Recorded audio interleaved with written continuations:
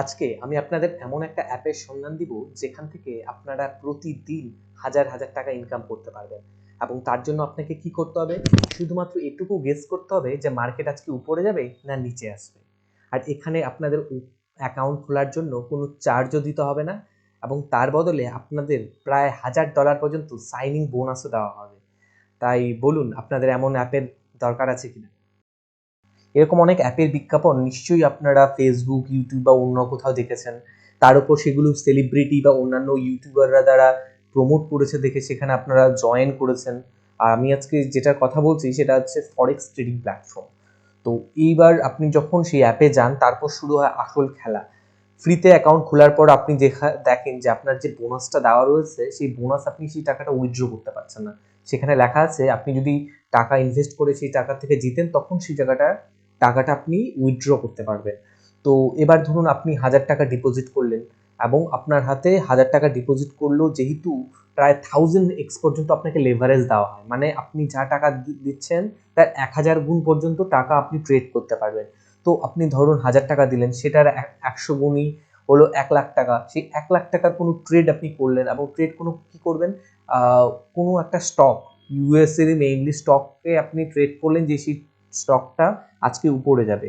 তো আপনারা 1000 টাকা দিলেও সেই $1,00,000 যদি 1%ও নিচে আসে, তার মানে আপনার যে জমা পুঁজি যে ছিল সেই 1000 টাকা সেটা জিরো হয়ে গেল। তার মানে আপনার করা বিনিয়োগের টাকাটা সম্পূর্ণ শূন্য হয়ে গেল। তো এখন আবার আপনাকে নতুন করে টাকা ডিপোজিট করতে হবে সেখানে ট্রেড করার জন্য। তো এই অ্যাপগুলোর ইউজার ইন্টারফেস এত সুন্দর হয়, প্লাস গ্রাফগুলো দেখতে আপনারা এত গেমিফিকেশন করা হয়ে যায়, দেখে সেখানে আপনারা একটা উত্তেজনা পাবেন যে সেই জায়গাটাতে আপনি প্রত্যেক সেকেন্ডের যে রোমাঞ্চকর যে একটা মুহূর্ত সেটা পাবেন, এবং সেই ফাঁকে যে আপনার কষ্টের কামানো যে টাকা সেটা কখন শূন্য হয়ে যাবে আপনি টেরও পাবেন না। আর এবার আসি এই অ্যাপগুলো ব্যাকগ্রাউন্ডের কথা। তো এই অ্যাপগুলো আগে সিএফডি নীতিতে চলতো। তো সিএফডি নীতিটা কি একটু বলে দিচ্ছি আপনাদের। যখন আমরা এখানে ভারতের মার্কেটে বোম্বে স্টক এক্সচেঞ্জ বা ন্যাশনাল স্টক এক্সচেঞ্জে আমরা যখন সেখানে বিনিয়োগ করি, তখন আমরা একজনকে একজন যদি বেচে তখন আরেকজন কেনে, এবং এর মাঝামাঝি প্রচুর ইন্টারমিডিয়েট থাকে, যেখানে ব্রোকার থাকে, স্টক এক্সচেঞ্জ থাকে, ক্লিয়ারিং কর্পোরেশন থাকে, এবং টোটালটা সেবির আন্ডারে গাইডেন্সের দ্বারা করা হয়। এবং আপনার স্টক আপনার অ্যাকাউন্ট থেকে গিয়ে আরেকজনের স্টক অ্যাকাউন্টে গিয়ে সেখানে থাকবে। কিন্তু এখানটা সিএফডি নীতিতে কি হয়, আপনি সেই ব্রোকারকে টাকাটা দিলেন, সেই ব্রোকার ইউএস মার্কেটে সেখান থেকে স্টকটা কিনলো।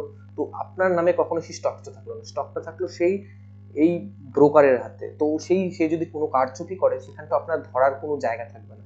কারণ এই অ্যাপগুলো যেখানে বেস করে থাকে সেগুলো ভীষণ ছোট ছোট দেশ, যেমন সাইপ্রাস, পানামা, সেসব দেশে থাকে, যেখানে সেই জিনিসগুলোতে এত কড়া আইন থাকে না। তো সেগুলোরই তারা ফাঁকে তালে সেই জায়গাতে তাদের হেডকোয়ার্টার সেখানেই তারা বানিয়ে রাখে। তো যাই হোক, সেটা 1990 পর্যন্ত ছিল। এবং এই যে দুজনের ট্রেড করছে তাদের মাঝের যে স্প্রেড, যে টাকার যে মানে বাকি অংশটা, সেটার থেকে ট্রেড প্ল্যাটফর্ম টাকা কামাতো। কিন্তু প্ল্যাটফর্মগুলো 1990 পর্যন্ত এরকমই চললো। তারপর তারা দেখলো যে বেশিরভাগ লোক এখানকার তার কাস্টমাররা টাকা হারাচ্ছে।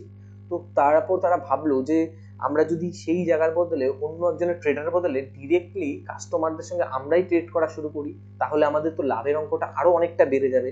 তো এরকম করে এখন কি হয়েছে, এখন তারা প্রত্যেকটা ট্রেড তারা কাস্টমারের সাথে করে। তার মানে আপনি যদি সেখানে টাকা হারান তাহলেই তারা সেই জায়গা থেকে টাকা ইনকাম করতে পারবে। তোর সাথে সাথে এরকমও দেখা গিয়েছে কিছু কিছু ক্ষেত্রে তারা রিগিং পর্যন্ত করেছে।